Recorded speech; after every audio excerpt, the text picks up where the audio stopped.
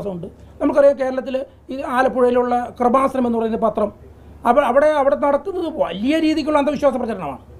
കൃപാസനം പത്രം നമ്മൾ കുട്ടികൾ എയ്ഡഡ് സ്കൂളുകളിൽ ടീച്ചർമാർ വളരെ പരസ്യമായിട്ട് ഈ കൃപാസനം പത്രം പരീക്ഷയ്ക്ക് മുമ്പ് വായിക്കണമെന്നും കിടക്കുമ്പോൾ തലയുടെ അടിയിൽ വെച്ച് കിടക്കണമെന്നും പറയുന്ന എയ്ഡഡ് സ്കൂളിൽ ടീച്ചർ പറയുന്ന വീഡിയോ ക്ലിപ്പിങ്സ് പുറത്തു വന്നിട്ടുണ്ട്.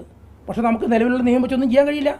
ഒരു IPC പ്രകാരം പോലീസ് ആക്ട് പ്രകാരം ഒന്നും തന്നെ നമുക്ക് ഇങ്ങനെ ഒരു ടീച്ചർ പ്രസംഗിച്ച അതിനെതിരെ നമുക്ക് നടപടിയെടുക്കാൻ കഴിയില്ല. ആകെ പറ്റേണ്ടത് ഈ KSR പ്രകാരം വളരെ ദുർബലമായിട്ടുള്ള ചില ചാർജുകൾ പറ്റും. പക്ഷേ അത് ഒന്നും തന്നെ അതൊന്നും ഒരു അച്ചടക്ക നടപടി എന്നുള്ള രീതിയിൽ പോകുന്നില്ല. അത് ഒരു ക്രിമിനലായിട്ടുള്ള രീതിയിലേക്ക് ഒരു ഒഫൻസ് കോൺസ്റ്റിറ്റ്യൂട്ട് ചെയ്യുന്നില്ല. പക്ഷേ ഈ മഹാരാഷ്ട്ര നിയമം എന്ന് പറഞ്ഞാൽ ഇങ്ങനെയുള്ള കാര്യങ്ങൾ ചെയ്ത് കഴിഞ്ഞാൽ തീർച്ചയായിട്ടും വളരെ ഗൗരവത്തിൽ കേസെടുക്കാം. അതിന് കോഗ്നിസബിൾ ആണെന്നുള്ളതാണ്. നോൺ ബെയിലബിൾ ഒഫൻസാണ്. ഒരു പോലീസ് ഓഫീസർക്ക് പരാതി ഇല്ലാതെ തന്നെ കേസെടുക്കാം. അതിൽ 7 വർഷം തടവും 50,000 രൂപ പിഴയുണ്ട്.